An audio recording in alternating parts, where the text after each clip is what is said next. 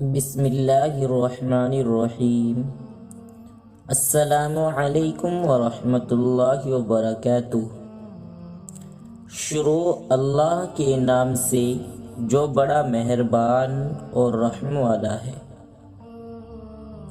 پیارے عزیز دوستوں، آج کی ہماری ویڈیو کا موضوع ٹی وی خریدنے پر عذاب قبر۔ سعودی عرب میں دو دوست رہتے تھے، ایک ریاض میں اور ایک جدہ میں۔ دونوں نیک صالح آدمی تھے۔ دونوں کے درمیان آپس میں بڑی گہری دوستی اور محبت تھی۔ ریاض والے دوست نے اپنے بچوں کے بے حد اصرار پر ان کو ٹی وی خرید کر لا دیا۔ اب گھر والے ٹی وی دیکھنے لگے۔ کچھ دنوں کے بعد اس کا انتقال ہو گیا۔ اس کے انتقال کے بعد جدہ والے دوست نے خواب میں ریاض والے دوست کی زیارت کی تو دیکھا کہ وہ تکلیف میں ہے۔ اس نے پوچھا کہ بھائی تمہارا کیا حال ہے؟ اس دوست نے جواب دیا کہ کیا بتاؤں، جب سے میرا انتقال ہوا ہے اپنے گھر والوں کو ٹی وی لا کر دینے کی وجہ سے عذاب میں مبتلا ہوں۔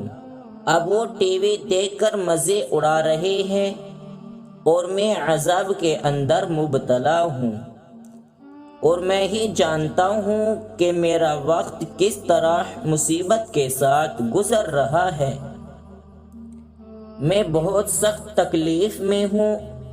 تم میرے گھر جا کر ان کو سمجھاؤ کہ کسی طرح گھر سے ٹی وی نکال دیں تاکہ میرا عذاب دور ہو جائے۔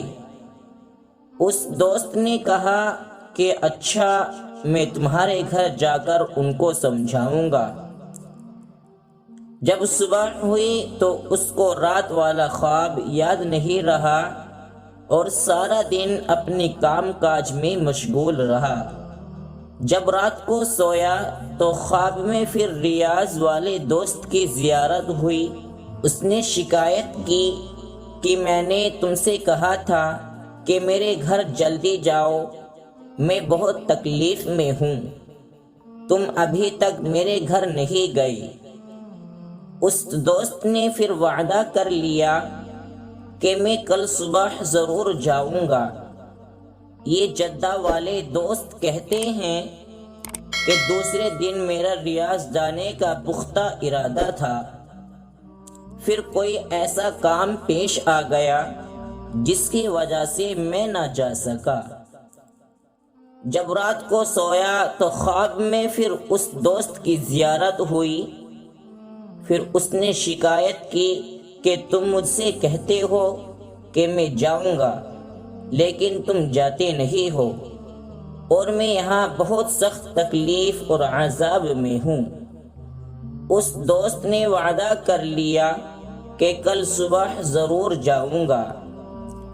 چنانچہ جدہ والا دوست صبح ہوتے ہی جہاز کے ذریعے ریاض اپنے دوست کے گھر پر گیا اور سب گھر والوں کو جمع کیا اور پھر ان کو اپنا خواب بتایا کہ تمہارے والد صاحب اس طرح سخت عذاب میں مبتلا ہیں، اور انہوں نے عذاب کی وجہ یہ بتائی کہ چونکہ میں نے ٹی وی لا کر دیا ہے اس لیے مرنے کے بعد سے عذاب ہو رہا ہے۔ میرے گھر والے تو عیش کر رہے ہیں اور میں عذاب میں مبتلا ہوں۔ جب انہوں نے اپنے باپ کے عذاب میں مبتلا ہونے کے بارے میں سنا تو وہ لوگ زار و قطع رونے لگے کہ ہائے، ہماری وجہ سے ہمارے والد صاحب کو عذاب ہو رہا ہے۔ اس کے بعد بڑا بیٹا اپنی جگہ سے اٹھا اور اس نے ٹی وی کو اٹھا کر زمین پر پٹخ دیا، جس سے ٹی وی کے ٹکڑے ٹکڑے ہو گئے۔ وہ ٹکڑے اٹھا کر اس نے کوڑے کے ڈبے میں ڈال دیے اور اس نے کہا کہ آج کے بعد ہمارے گھر میں یہ لعنت نہیں ہوگی جس کی وجہ سے ہمارے باپ کو عذاب ہوا۔ جدہ والے دوست کہتے ہیں کہ میں بہت خوش ہوا کہ اولاد ماشاءاللہ سعادت مند ہے۔ انہوں نے بہت جلد اپنے باپ کی تکلیف کا خیال کر لیا اور اپنا بھی خیال کر لیا، اپنے باپ کو بھی قبر کے عذاب سے بچا لیا اور اپنے آپ کو بھی جہنم کے عذاب سے بچا لیا۔ پھر میں واپس جدہ اپنے گھر میں آ گیا، رات کو سویا تو پھر خواب میں ریاض والے دوست کی زیارت ہوئی۔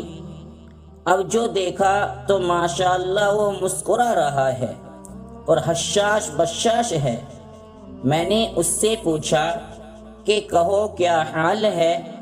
اس نے کہا کہ بھائی اللہ تعالیٰ تم کو جزائے خیر دے، جس طرح تم نے میری مصیبت دور کر دی اللہ تعالیٰ تمہاری مصیبتیں بھی دور کر دے۔ جس وقت میرے بڑے بیٹے نے ٹی وی زمین پر پٹخا ہے اس وقت سے میرا عذاب بھی ختم ہو گیا ہے اور اللہ تعالیٰ نے مجھے اس عذاب سے نجات دے دی ہے۔ پیارے عزیز دوستوں، نجات گناہ چھوڑنے میں ہے۔